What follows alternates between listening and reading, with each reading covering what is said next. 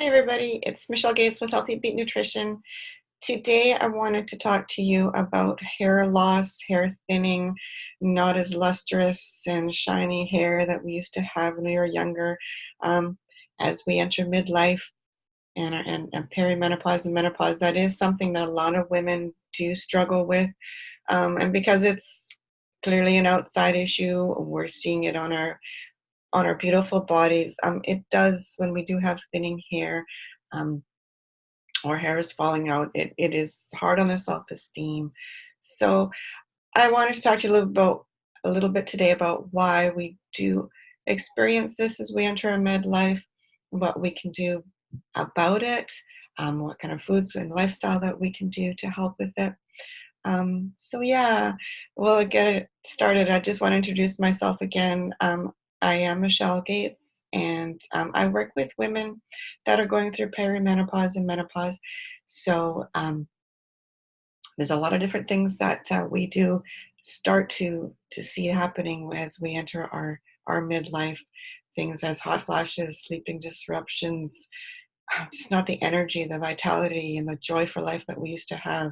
Things like hair loss, things like anxiety, depression. There's lots of things that we do. I shouldn't say that we do go through, but we can experience. But there's a lot that we can do with our lifestyle and our diet that can help with that. So that's what I like to do, is help you navigate your midlife so that you can have lots of energy and joy for life. So let's get on to hair loss and hair thinning. Um, so there's a few things that um, can be a further indication if you are experiencing hair loss or hair thinning.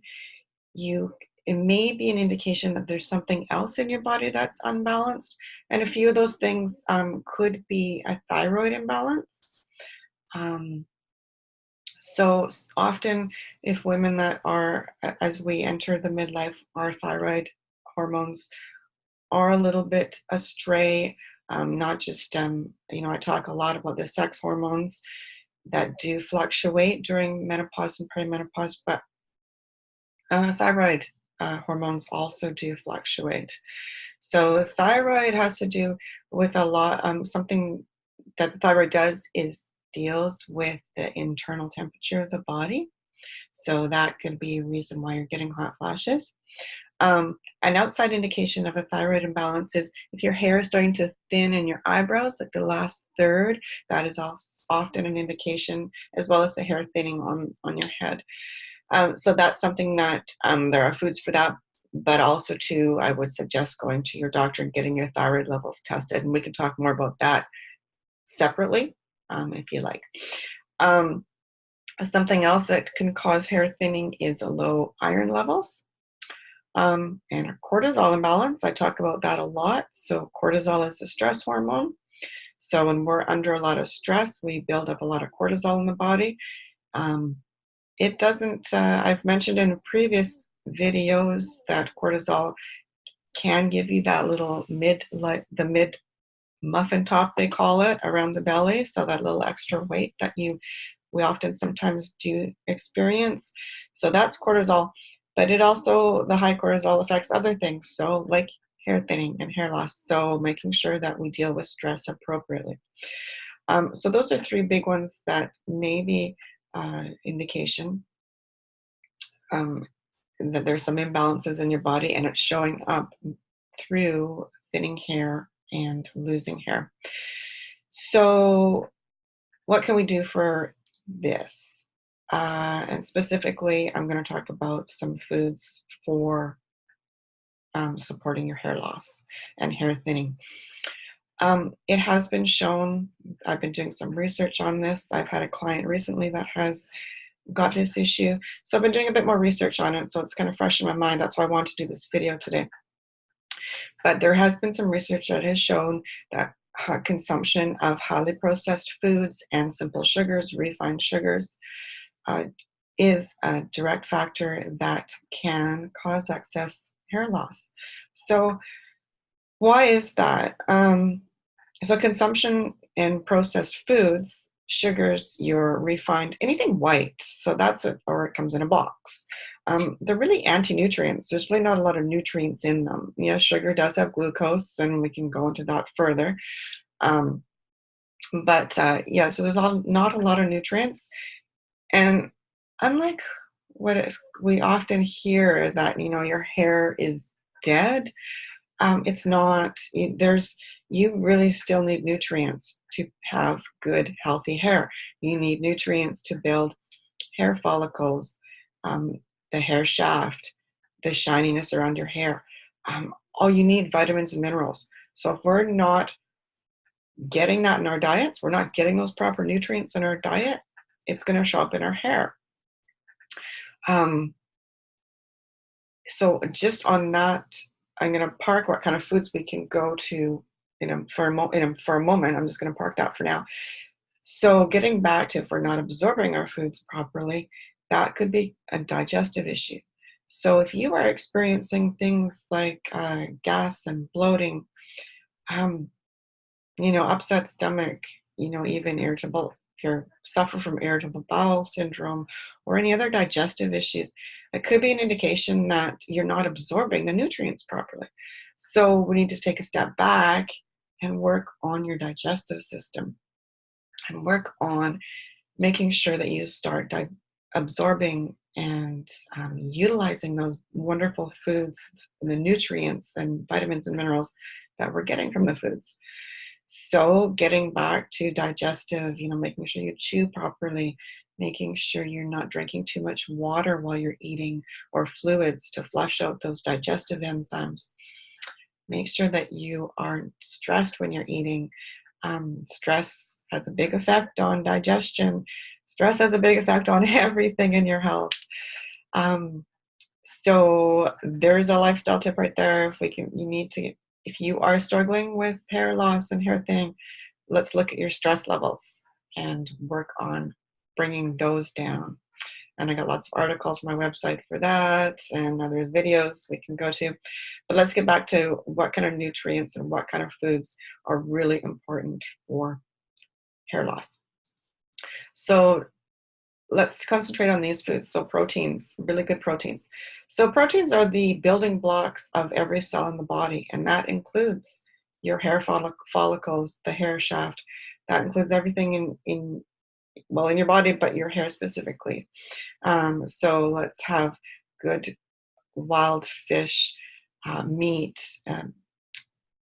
poultry, turkey, chicken, legumes, eggs, nuts and seeds, pumpkin seeds, sunflower seeds, sesame seeds. Oh, what else? Brown rice, your good grains, quinoa. So really important to get those in there. I talk about fats a lot, good fats in the diet. And that's not just for your hormones, but what do you think makes your hair shiny? That's good fats. So again, your avocado, extra virgin olive oil, avocado oil, coconut itself, chia seeds, hemp seeds, flax seeds, fatty fishes, all those wonderful fats, ghee and butter. Ghee is just clarified butter. So adding more of those into your diet. Vitamin-rich foods. One thing I didn't touch on, sometimes women that have low iron levels, and that happens when, you know, when we have our period, we're losing blood. Something that is noticeable when we start having perimenopause symptoms is some women will actually get their period for a very long time. Anything more than 2 weeks, I suggest going to see your doctor. But some women can actually get their period for over a week. And so you are losing a lot of iron through the bleeding process. So low iron can also be an indication. I didn't mention this one earlier, but it can also be an indication of hair thinning, or why you're getting your hair is thinning and falling out because your iron levels are lower. So a reason I mentioned that, and as just an aside, was when I talked about vitamin C rich foods like your fruits and vegetables, anything colorful, red peppers, green peppers, Brussels sprouts. cauliflower, spinach, greens, strawberries, berries, citrus fruit. Um, Vitamin C is really important for iron absorption. So that's how those two connect and are linked. So make sure that, having a bit of vitamin C foods, so having those vegetables with your good proteins are going to help that iron absorption. What else? B-rich foods. So vitamin B is really good for the hair as well. It is involved with stimulating the hair follicles, uh, building the root of the hair, lots of different things, the moisture in your hair. So B-rich foods are your meats and your vegetables. We talked about, again, kale, peas, beans, asparagus, halibut, cod, eggs, seafood. Um, you kind of get the picture here. Just focus on lots of vegetables and you'll be great.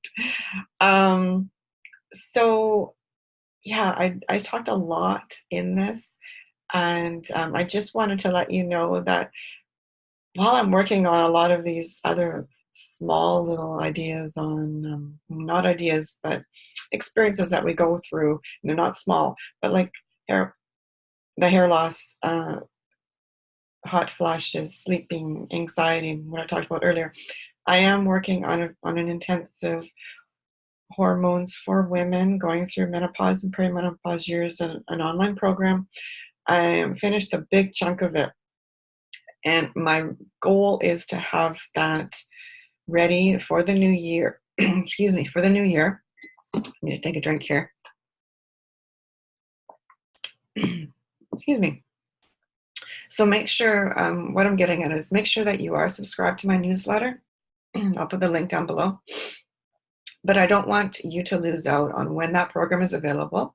And I'm also going to be I'm going to beta launch it. So I'm going to have probably maybe 5 to 10 women. It's going to be at a discounted price, but because it's a new program, I want to make sure that it's going to be useful for you. So I want some women to try it out and get started with that.